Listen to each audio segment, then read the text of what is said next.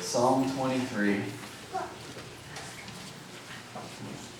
We're in the midst of, we're in the pastures, the green pastures by the still waters for a couple weeks, considering the heart of our Good Shepherd and what a difference that makes in our life. The more we realize that He's caring for us, He's leading us, He's protecting us, and He's right with us wherever we find ourselves.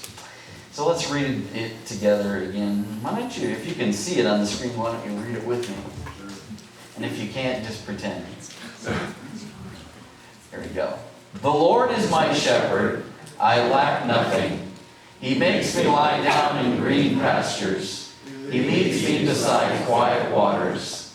He refreshes my soul. He guides me along the right paths for His name's sake. Even though I walk through the darkest valley, I will fear no evil, for You are with me.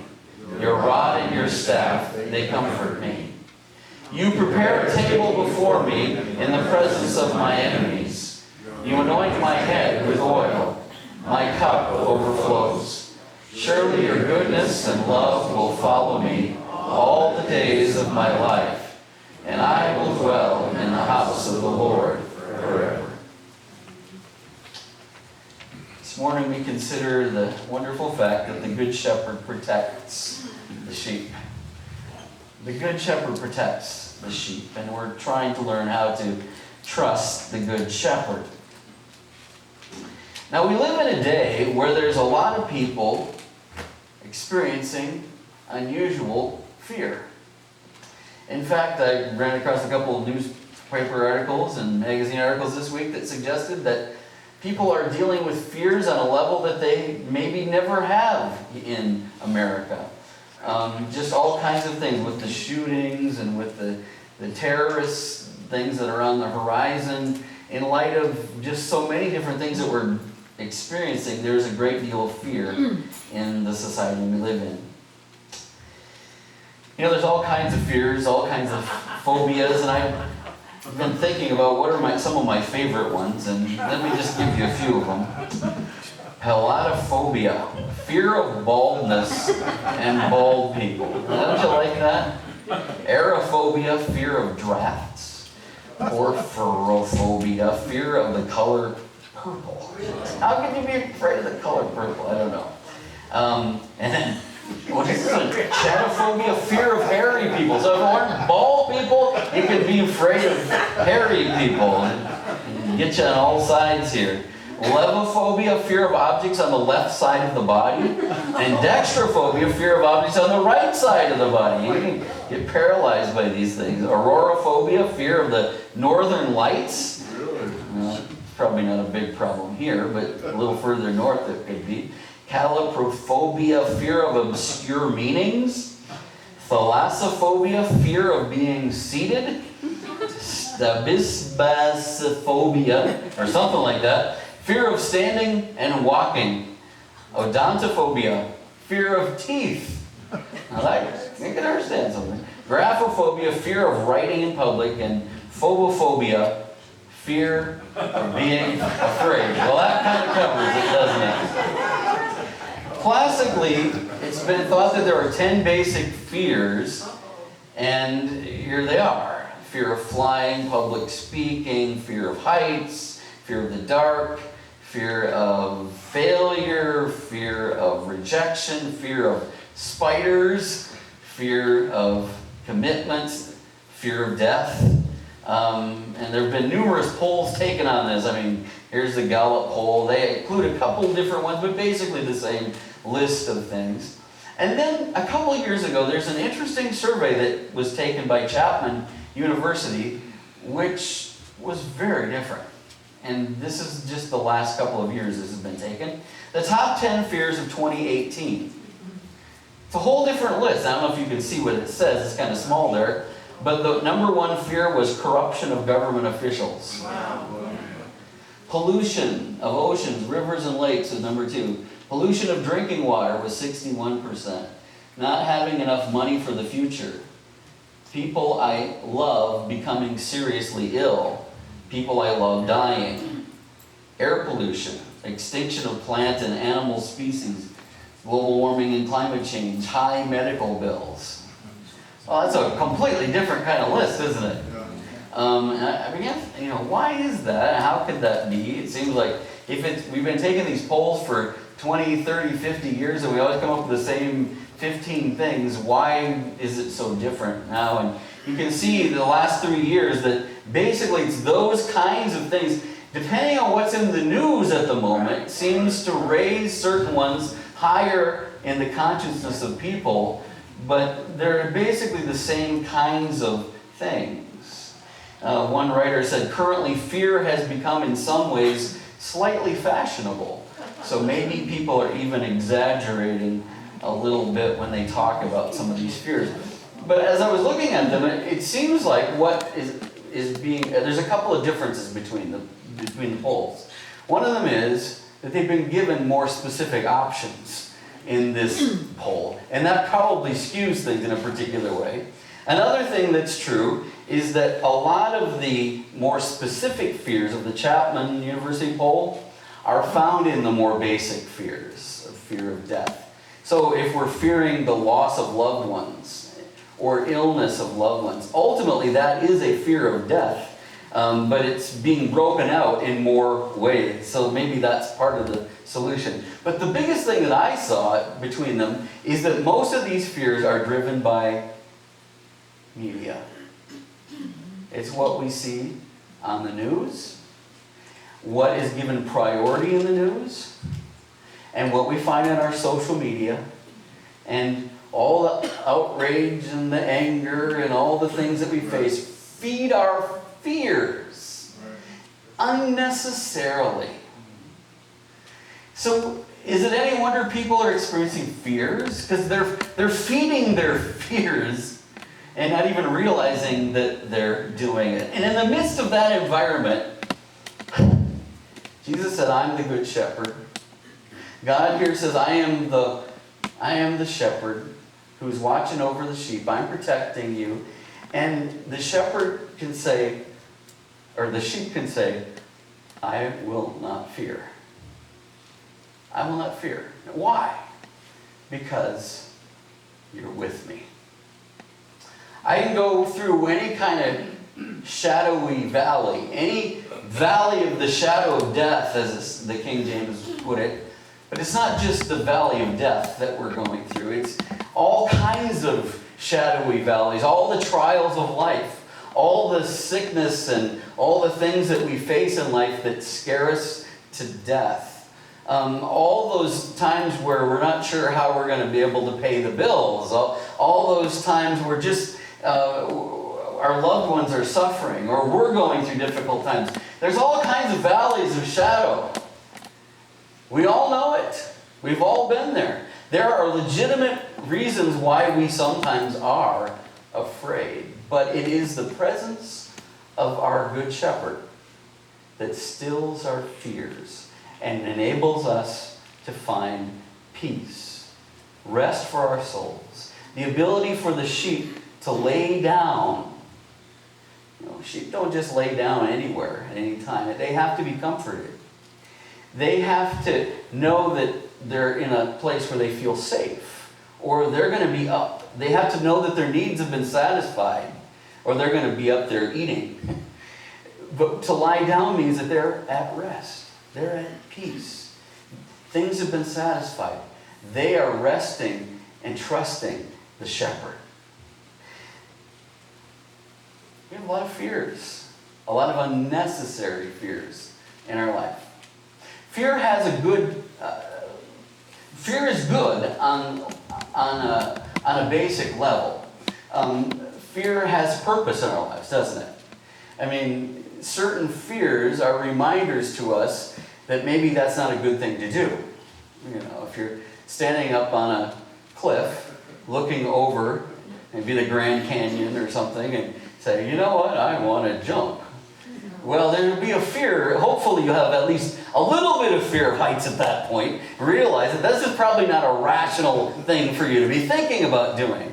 Or if you see a snake and he starts to rattle his tail at you, hopefully you'll say, you know what, I don't think I want to go any closer. I'm going to find another way around.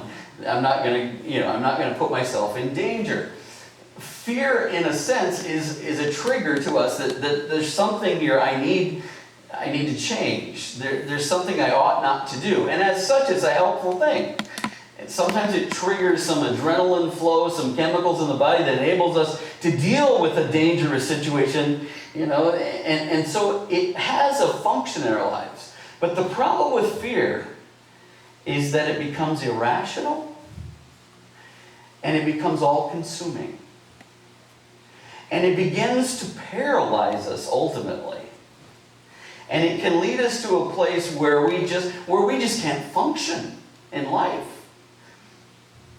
There's an author that I was reading some of his works this week, an author that I know, and he was a pastor in California, by all measures a successful pastor of a fast-growing church.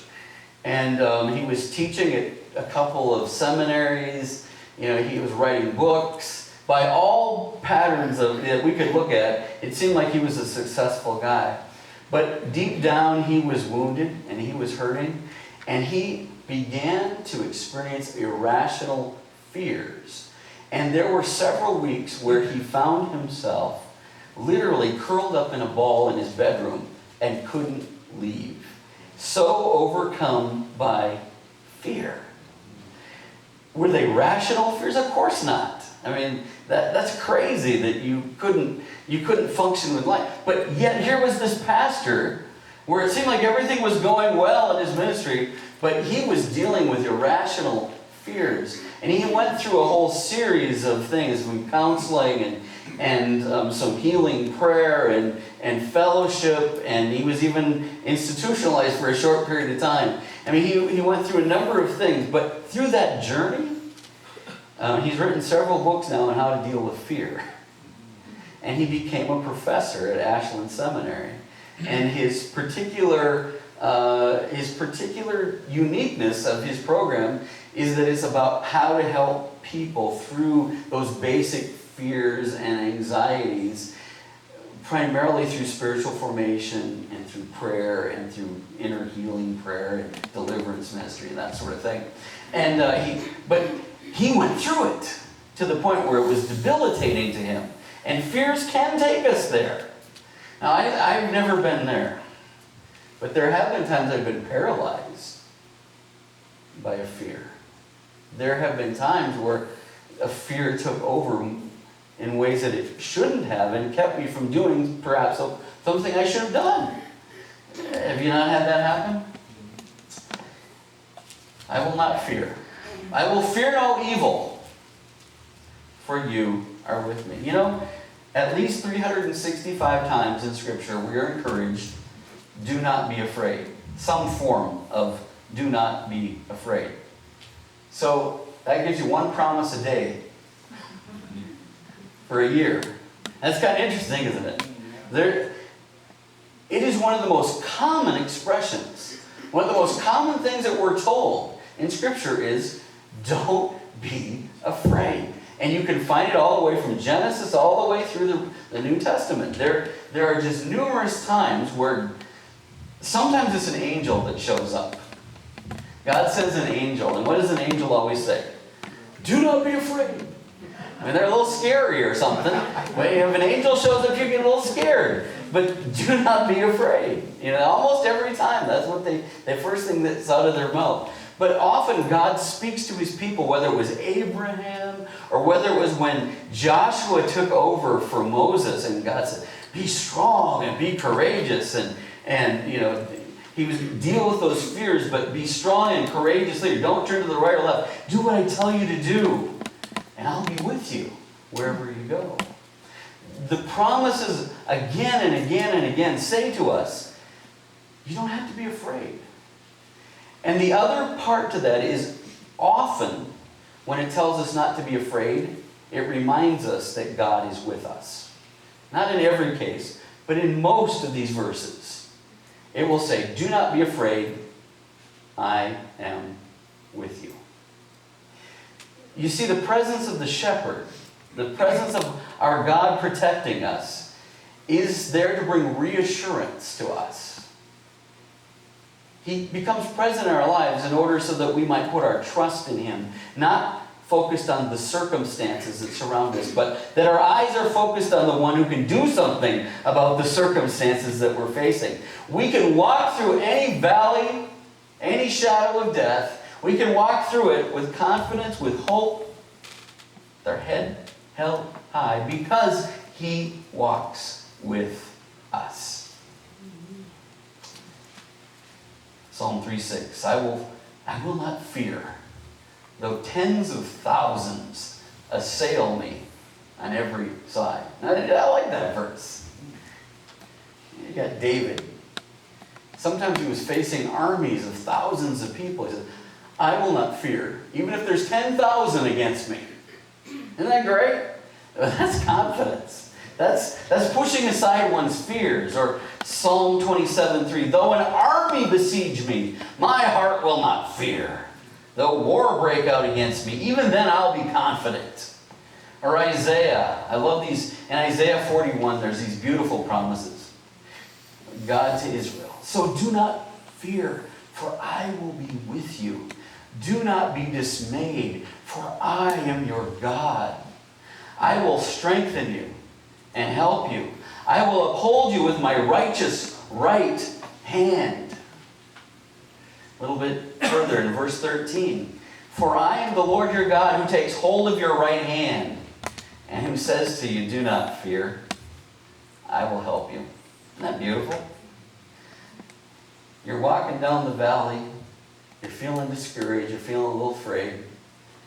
Wasn't there anything better than having your dad grab your hand and say, yeah, come over here?